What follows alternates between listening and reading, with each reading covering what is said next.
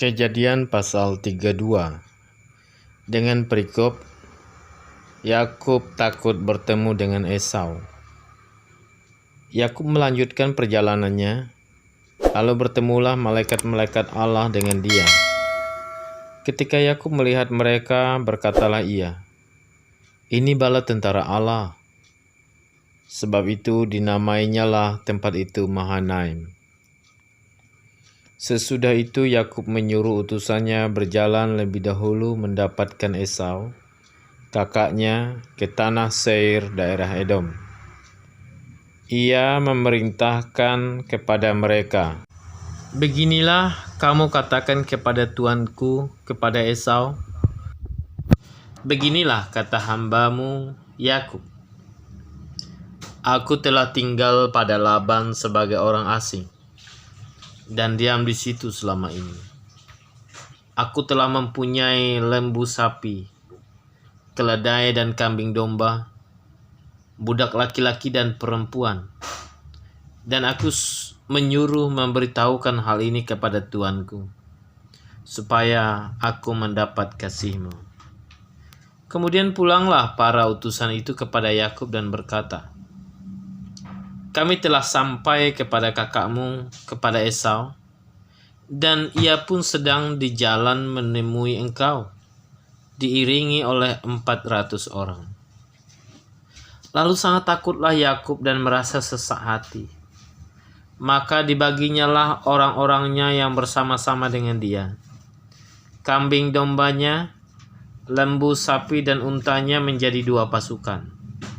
Sebab pikirnya, jika Esau datang menyerang pasukan yang satu sehingga terpukul kalah, maka pasukan yang tinggal akan terluput." Kemudian berkatalah Yakub, "Ya Allahku, ya Allah nenekku Abraham dan Allah ayahku Ishak, ya Tuhan yang telah berfirman kepadaku, pulanglah ke negerimu serta kepada sanak saudaramu, dan aku akan berbuat baik kepadamu. Sekali-kali aku tidak layak untuk menerima segala kasih dan kesetiaan yang engkau tunjukkan kepada hambamu ini. Sebab aku membawa hanya tongkatku ini, waktu aku menyeberangi sungai Yordan ini. Tetapi sekarang telah menjadi 2 pasukan.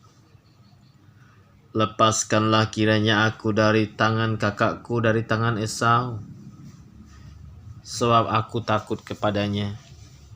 Jangan-jangan ia datang membunuh aku, juga ibu-ibu dengan anak-anaknya. Bukankah engkau telah berfirman, tentu aku akan berbuat baik kepadamu dan menjadikan keturunanmu sebagai pasir di laut, yang karena banyaknya tidak dapat dihitung?" Lalu bermalamlah ia di sana pada malam itu.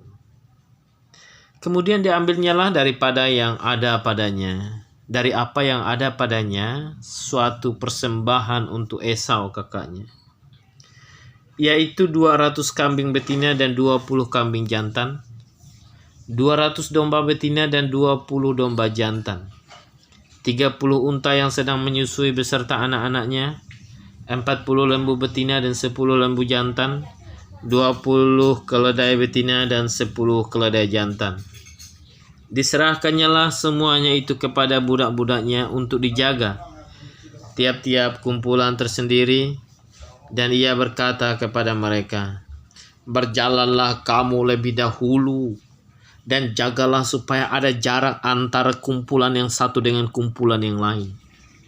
Diperintahkannyalah kepada yang paling di muka, "Apabila Esau kakakku bertemu dengan engkau dan bertanya kepadamu, 'Siapakah tuanmu? Dan kemanakah engkau pergi? Dan milik siapakah ternak yang di depanmu itu?' Jawablah, 'Milik hambamu Yakub.' Inilah persembahan yang dikirimkan kepada tuanku Esau. Dan Yakub sendiri pun ada di belakang kami." Begitulah diperintahkannya baik kepada yang kedua maupun kepada yang ketiga dan kepada sekalian orang yang berjalan mengiringi kumpulan hewan itu. Katanya, seperti perkataanku tadilah kamu katakan kepada Esau, apabila kamu berjumpa dengan dia. Dan kamu harus mengatakan juga, hambamu Yakub sendiri ada di belakang kami. Sebab pikir Yakub, baiklah, aku mendamaikan hatinya dengan persembahan yang diantarkan lebih dahulu. Kemudian barulah aku akan melihat mukanya. Mungkin ia akan menerima aku dengan baik. Jadi persembahan itu diantarkan lebih dahulu, tetapi ia sendiri bermalam pada malam itu di tempat perkemahannya. Berikutnya, pergumulan Yakub dengan Allah. Pada malam itu Yakub bangun dan ia membawa kedua istrinya, kedua budaknya perempuan dan ke-11 anaknya dan menyeberangi di tempat penyeberangan sungai Yabok. Sesudah ia menyeberangkan mereka, ia menyeberangkan juga segala miliknya. Lalu tinggallah Yakub seorang diri. Dan seorang laki-laki bergulat dengan dia sampai fajar menyingsing. Ketika orang itu melihat bahwa ia tidak dapat mengalahkannya, ia memukul sandi pangkal paha Yakub sehingga sendi pangkal paha itu terpelecok. Sehingga ia bergulat dengan orang itu. Ketika ia bergulat dengan orang itu. Lalu kata orang itu, biarkanlah aku pergi, karena fajar telah menyingsing. Sahut Yakub, aku tidak akan membiarkan engkau pergi jika engkau tidak memberkati aku. Bertanyalah orang itu kepadanya, siapakah namamu? Sahutnya, Yakub. Lalu kata orang itu, namamu tidak akan disebutkan lagi Yakub, tetapi Israel. Sebab engkau telah bergumul melawan Allah dan manusia dan engkau menang. Bertanyalah Yakub, katakanlah juga namamu. Tetapi sahutnya, mengapa engkau menanyakan namaku? Lalu diberkatinya lah Yakub di situ. Yakub menamai tempat itu Peniel, sebab katanya, aku telah melihat Allah berhadapan muka, tetapi nyawaku tertolong. Lalu tampaklah kepadanya matahari terbit, ketika ia telah melewati Peniel, dan Yakub pincang karena pangkal pahanya. Itulah sebabnya sampai sekarang orang Israel tidak memakan daging yang menutupi sendi pangkal paha, karena dia telah memukul sendi pangkal paha Yakub pada otot pangkal pahanya. Demikian firman Tuhan.